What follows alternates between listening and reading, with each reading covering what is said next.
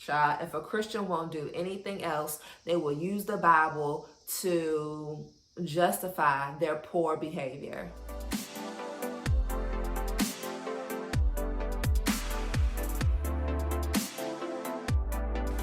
Girl, what are you waiting on? Follow me on Instagram, like, comment, subscribe, and click that bell notification. Hey. I really hope that you watch Handmaid's Tale, because I do.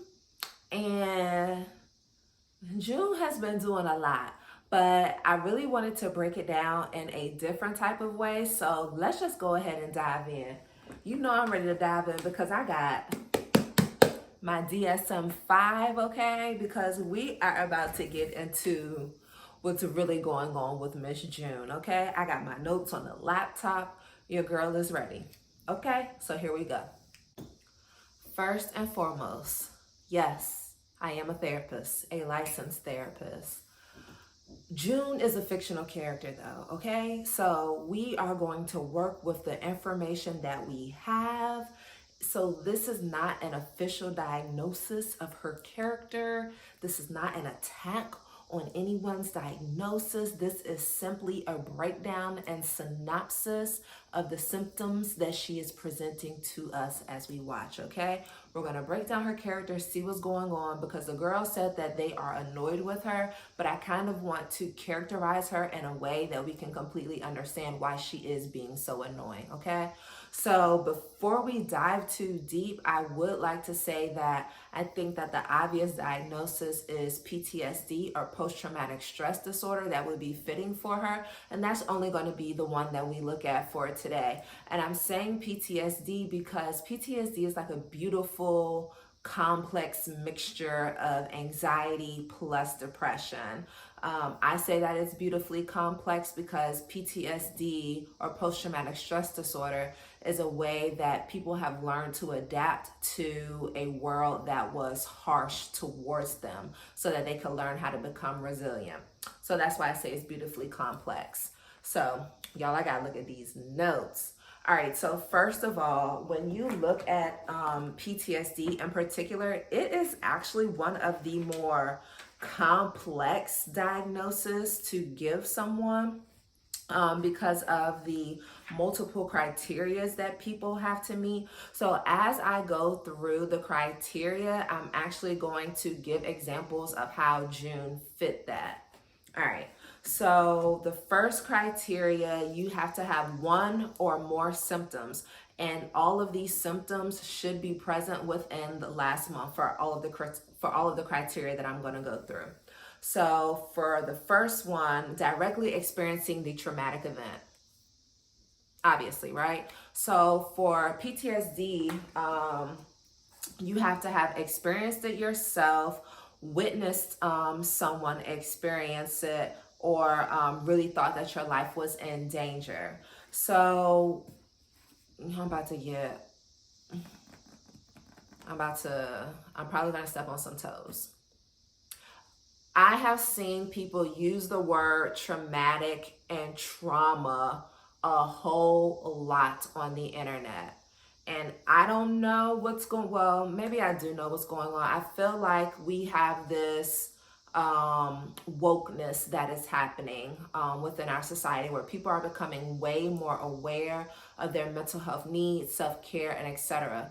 But I feel like people are using trauma in exchange for adversity. So they should be using adversity instead of trauma in some situations, because a trauma is when your life has been in danger. You seriously thought that you were going to experience some type of serious injury. Adversity is something that you go through in a moment, and it doesn't necessarily mean that your life is in danger. You feel me? Like, I feel like there needs to be a distinction, because we don't want to label everything traumatic. We also want to give some credence and respect to people who have endured and survived traumatic situations, because I feel like using those words interchangeably can sometimes minimize the traumatic experiences that people actually go through. Now, directly experiencing the traumatic events, I mean, child, the whole movie is traumatic, right? So it's talking about how women lose their rights, And then as a result of losing their rights, they become sex slaves, and they become sex slaves in the name of Jesus. Child, if a Christian won't do anything else, they will use the Bible to justify their poor behavior. That's just me, and I'm speaking as a Christian, but child, Christians love ruining other nations, don't they? Oop, let me be quiet. So directly experiencing the traumatic events, I'm looking at my notes. So she was raped, she is living in a war zone, and she experienced the kidnapping of her daughter and then gave birth to another daughter who was then taken from her. All of that is trauma. So when you look at trauma, you are going to want to think about the chronicity and intensity of the event. So how long did it happen? Was it just a one-off? Was it a situation where it's person to person? Was it a person who you expected to be a caretaker or someone who you actually trusted? Because that makes the trauma even more intense. Whereas if someone were to go through some type of natural disaster, people who go through natural disasters and then develop PTSD, their symptomatology is usually less severe than someone who was raped, for example, by someone in their family. So next for criteria A, remember all she needs to have is one, is witnessing in person the events as it occurred to others.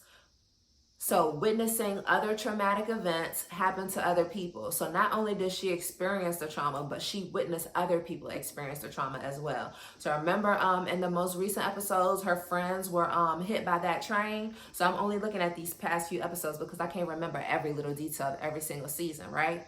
But she witnessed her friends being hit by a train as they were trying to escape the war zone. Okay? Next, learning that the traumatic events occurred to a close family member or close friend. The other handmaid friends were being raped, right? She saw all of that happening. And then she not only witnessed that happen to other people, but knew that it could be a reality for her too, that she could experience that as well. And then fourth, remember all she needed was one, was experiencing repeated or extreme exposure to aversive details of the traumatic events. So constantly hearing or seeing the traumatic events going on over and over and over. The Handmaid Training Center, right? So every time the handmaids were prodded with that electrical pole that Aunt Lydia was using, that's traumatic, right? Watching the other handmaids getting beat, constantly watching that over and over. So June only needed one symptom to meet the criteria out of those four, and she actually met all four. Okay, so that might explain why she a little off this season, right? Oh, girl, if you hear a little buzzing in the background, I live in Virginia, and these cicadas, they've been going crazy. So if you hear a little buzzing, that's what's going on, and it's finna thunderstorm. But anywho, let's look at criteria B. So criteria B represents the intrusion symptoms. So intrusion symptoms are exactly what it sounds like. They're an intruder. They come unwelcome. So they're the symptoms that just kind of like pop up and you like, dang, I was just minding my business. And now here I go having like an anxiety flare up because like I said, PTSD is like a beautifully complex mixture of anxiety and depression. So boom. For this criteria of intrusion symptoms, she only needs one symptom or more. So let's look at the first one. Recurrent, involuntary, and intrusive distressing memories of the traumatic events. The memories pop up out of nowhere. She's just minding her business. So remember when June would like zone out and then start remembering random things when she was laying in the bed when she was still in Gilead? Intrusion symptom right there. Next, 2, recurrent distressing dreams in which the content and or affect of the dream are related to the traumatic events. So this would be after, now that she's in, is she in Toronto? She's in Canada somewhere. This would be if she were in Canada and now she's constantly having dreams while she's sleeping So we find that a lot of the times when people have post-traumatic stress disorder, they will also have some type of sleep disturbance as well. So because they constantly have those dreams at night, they have trouble falling asleep because they're anxious that they're going to have the dreams again, or they have difficulty staying asleep because when they finally do fall asleep, they have that nightmare, wake back up, and then they can't go back to sleep. Now, I don't believe June has had any of those symptoms yet, but we'll watch and see what happens. So next is dissociative reactions. So dissociation means you're kind of separating from yourself or separating from your body. So dissociation reactions. So for June, living in Canada could be an example if she continues to have like flashbacks of the rape while intimate with her husband. So that would mean like if she's having sex with, what's her husband's name? Luke. So if she's having sex with Luke, right? Let's say she's on the bottom and straight up missionary position, right? And she escapes or like leaves her body. So sometimes when people talk about dissociation, they talk about leaving their body and they're kind of like watching things happen, but it's not happening to them in that moment. So we're going to talk about this later, how when she was having sex with Luke, she was always on top. Something to hold on to. But if she was on the bottom and missionary, then that could put her back in that submissive state that she didn't like to be in when she was being raped. And then that could lead to dissociation. So fourth, intense or prolonged psychological distress at exposure to internal or internal cues that symbolize or resemble an aspect of the traumatic events. So that means I see something within my environment or I experience something within my body that reminds me of the traumatic event. So remember when she was in Toronto, Canada, whatever it is, when she was in Canada with Luke and Moira, and they were like, you sure you want to go? Like, that's a lot. And she was like, no, I'm good, because June has trying to hold it down and be like super strong. And she saw those two Muslim girls, right? So remember, handmaids always walk in pairs at minimum. Plus the Muslim girls had the full hijab and covering. So she immediately had that flashback to other handmaids walking. What else happened? Oh, you know what would be an internal cue that could trigger her? So that was an external one with seeing the Muslim girls. So remember when she was testifying in the court and she said that the legal rapes or the legal ceremonies were only 3 days when she was ovulating, but she was raped or sexually assaulted, whichever term you prefer, outside of those days as well. So imagine this. Now she's in Canada living with her husband, safe and secure, right? And then she becomes fertile, she's ovulating during that time. Now, every single month, she has that internal cue of, oh my God, am I about to be raped? Am I about to be assaulted again? So what's going to happen within the body? She's going to prepare for that stressful situation to happen again. So that's already, how many are we at? So we're at 1 for the zoning out. She hasn't experienced any dissociative reactions that I can remember. And then we're at 3 for the external cues that remind her of the traumatic event. And then now let's look at the last symptom. So marked physiological reactions to internal or external cues that symbolize or resemble an aspect of the traumatic event. So now her body is having a reaction to what she sees externally, or her body is having a reaction to what's going on with other symbols that she sees or that resemble the traumatic event.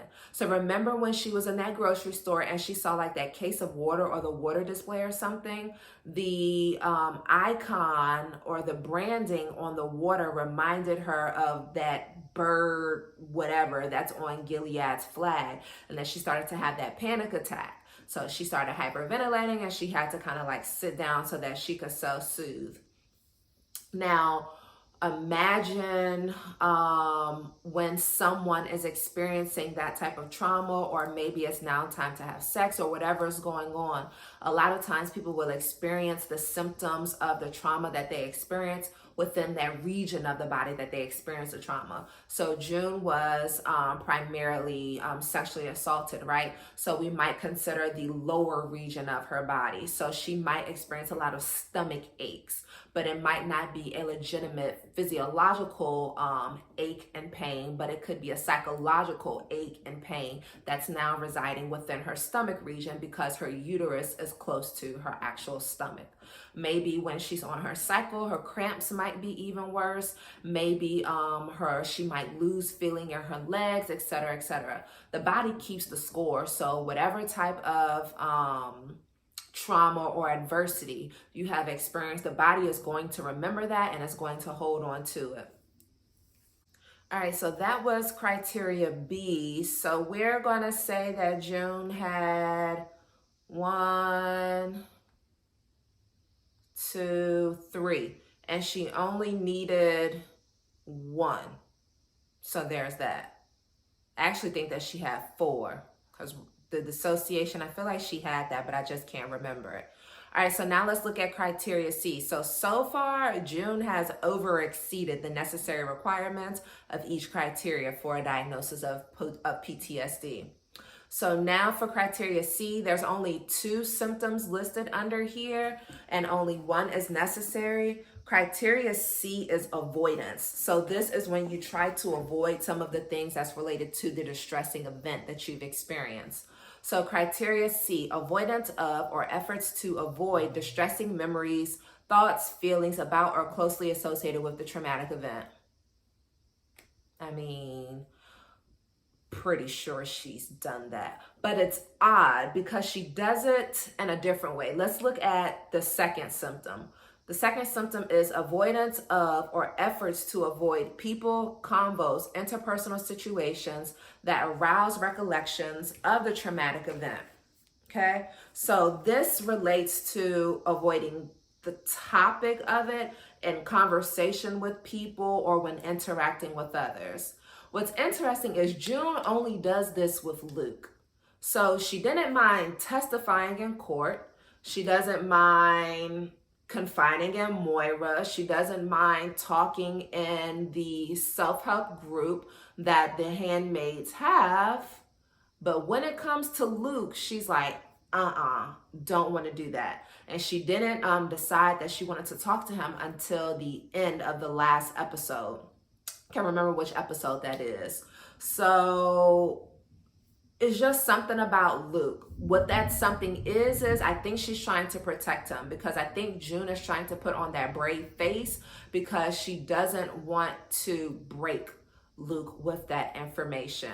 I think that it's also tricky because Luke is a man and it is the men who were sexually assaulting her, although the women were evil in their own separate and different ways. The men were the ones who were sexually abusive within the show. Next, it's interesting because she was comfortable talking about the intimate details of the assault that she experienced in the courtroom. And a lot of times people who have been victimized don't like retelling the story in court in front of other people because, again, it can feel like a gang rape because you have multiple people bearing witness to your trauma. And then when you're telling the story over and over again, you're reliving that experience, and who chooses to go through that? So yeah, it's all like really interesting.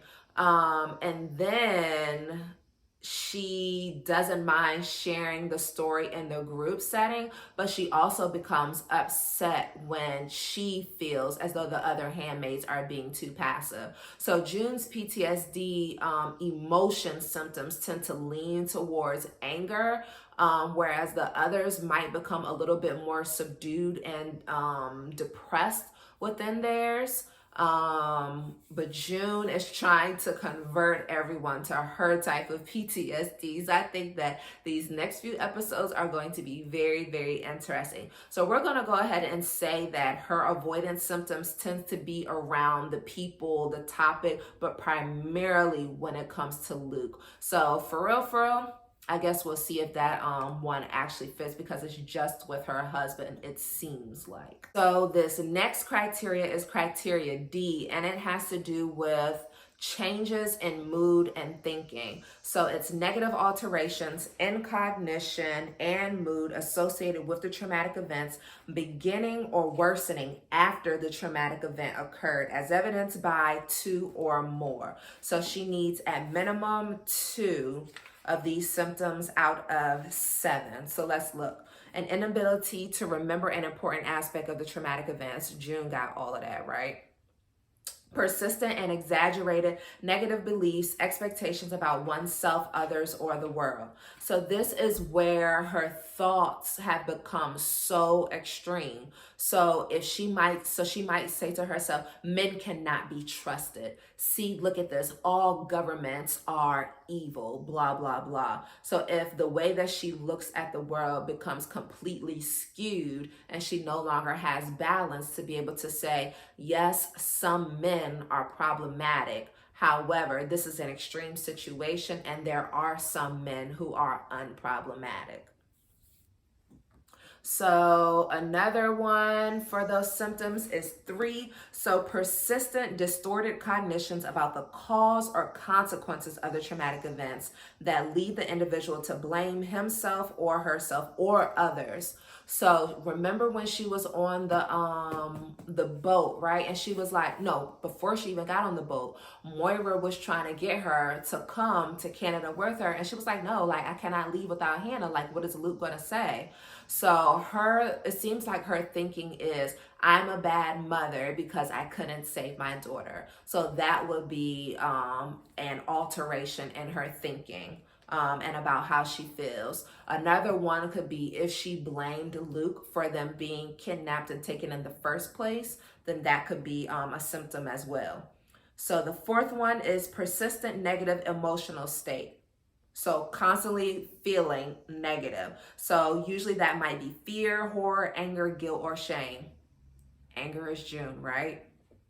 But remember, anger is a secondary emotion, meaning that usually people feel anger because they feel hurt. So June is hurt and then it's coming out as anger because it has mutated over time because she has been holding on to that hurt for so long.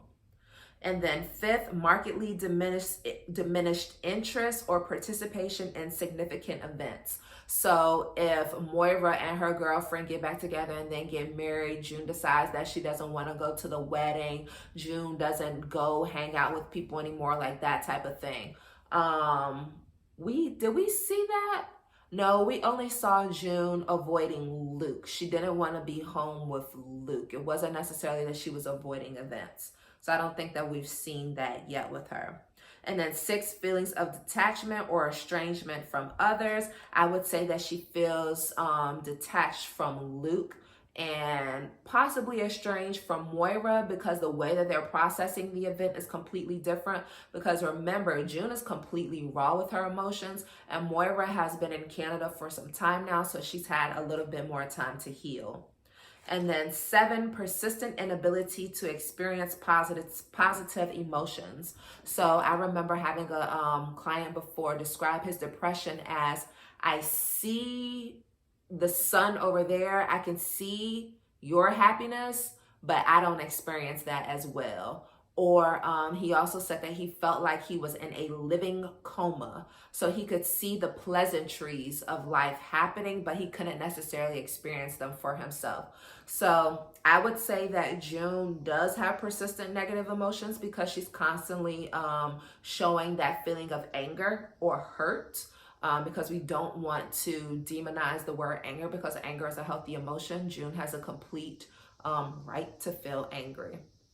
And then we just have one more criteria. So remember, all she needed was 2, and she has a few. Woo child. Okay, now we are at criteria E. So this is the last criteria. Remember I told y'all PTSD is one of the more complex diagnoses, and yet it's running rampant out here, okay? All right, so marked alterations in arousal and reactivity. associated with the traumatic event, beginning or worsening after the traumatic event has occurred. So this is looking at how you respond to things. So this is the arousal and reactivity category. So out of the 6 symptoms within this category, all she needs is 2. All right, so the first one is irritable behavior and angry outbursts with little or no provocation, typically expressed as verbal or physical aggression toward people or objects. So this is the people who blow up for no reason. No reason, quote unquote, no reason. They absolutely have a reason, but it doesn't seem to fit, because a lot of times when people have PTSD, they're not necessarily responding to the situation that's happening right in front of them. They're responding to the situation that happened behind them from their past, plus the situation that's in front of them. So when you do something that irritates them, they might blow up because you're gonna respect me because back here I was disrespected for X amount of years, or I had hands put on me for X amount of years. So now I have to force you to respect me with violence. Okay, so for June, June has been irritable, but it comes off as a bit more passive aggressive, right? So like when Moira tried to end that self-help session, she was like, well, if anybody wants to stay and talk, like, I'm here. And then when that lady showed up to their self-help meeting, and June stood in the circle, and she was really coming at her friend. I don't remember that friend. She was coming at her friend with the glasses, who was mutilated, and it was very aggressive, and it didn't seem to fit because it wasn't June's situation, it was her friend's situation to be upset about. And then reckless or destructive behavior. So for some people, that might look like driving very wild, doing things like cutting yourself, drinking a lot, doing a lot of drugs. And then for the third symptom, it's hypervigilance. So hyper meaning like excessive or more than, and vigilance meaning like watching. So this would be if June was constantly looking over her shoulder, wondering if someone was going to attack her, if she heard some type of sound that reminded her of Gilead, and then she became jumpy because of it. I know when I worked in jails, a lot of times my clients at the jail, they would jump when they heard like the door close, or when they heard the rattling of the keys of the officers. So that type of hypervigilance, because it exists because you have to stay on guard for your survival in those type of chaotic environments. So exaggerated startle response. So being startled, like if you hear the phone, for a lot of people within the Black community, when they hear fireworks and they think that it's gunshots, so let's say they duck or something, that's an exaggerated startle response. And then 5, problems with concentration. So this could be if she is in a situation like with her family, and then like she zones out or something like that. And then 6 is that sleep disturbance that I was talking about. So remember, all she needed was 2. I think that we need to see a little bit more before we, can see if she has a lot of these situations going on as far as criteria E. But what I would like to talk about is that first time that she had sex with Luke, because that was pretty intense. Okay. Remember the first time she had sex with Luke? First, I don't remember which one came first. So notice that every time Luke tries to have a conversation with her about what happened in Gilead, June uses her sexuality to change the topic. So now she's gotten to the point where she's attempting to use the very thing that hurt her to control her situation or to control the environment. So sex was used to control her, but now she's using sex in her body to control her husband, or to avoid topics that are distressing for her, because remember, avoidance is a symptom of PTSD as well. Now, remember the first time they had sex? It was quite cringy. All of the rape scenes have been cringy to me when they really show like up close what's going on. But it was cringy to me because, I don't know, it was just cringy per usual. But she was on top, and they were sleeping, I think, and then she kind of had like woke him up for sex, and you could tell that he wanted to stop it for whatever reason, maybe because he was attempting to be considerate of, you know, her healing process. But she put her hand right over his mouth, and I think she even moved his other hand so that he couldn't touch her. And I said, ooh, I believe June just sexually assaulted her husband. And you could see his eyes just kind of like go to the side, like, whoa, this is weird. Like, I don't know what I'm supposed to do. Like, he was not into it. And it was sad because that's his wife. So, you know, I think that as a man, he didn't want to feel like he was being raped, of course, because then his masculinity could be questioned. But also, he probably didn't want to use like a bunch of force to remove her from him because of the violent situation that he was in. So he probably just froze out of the options of fight, flight, or freeze. It seems like he just froze. And that is a tricky, tricky, tricky situation. And now every time they have sex, that's something that he's probably going to think about, and it's definitely going to be something that she thinks about until she's able to heal and process everything that's gone on with her. But yeah, that was rough. And remember the second time when they had gotten into an argument because he wanted to talk about it, she tried to use her feminine prowess again, and he was like, I'm not having it. And she got so angry. Y'all, that angry side of June is coming out. So yeah, I think that it will be really interesting to see how her character develops over time, because it started off as her being, I believe her character started off as being the typical victim in a show, and then she became the heroine, saving everyone, saving the children, sacrificing herself in the process. Although at times we were like, girl, like, why are you doing that? You should have escaped as well. And I think that now a lot of people are seeing or characterizing her as being annoying, but I just wanted to give some clarity as to why she's being annoying. I think that the two can be possible, just in case people are offended by me saying that she's annoying, despite the fact that there is some PTSD stuff. People are going to be people, right? I think that's the beauty of life and everything that it has to offer. So let's see what goes on with June, and we'll keep this going. See y'all next time. Bye.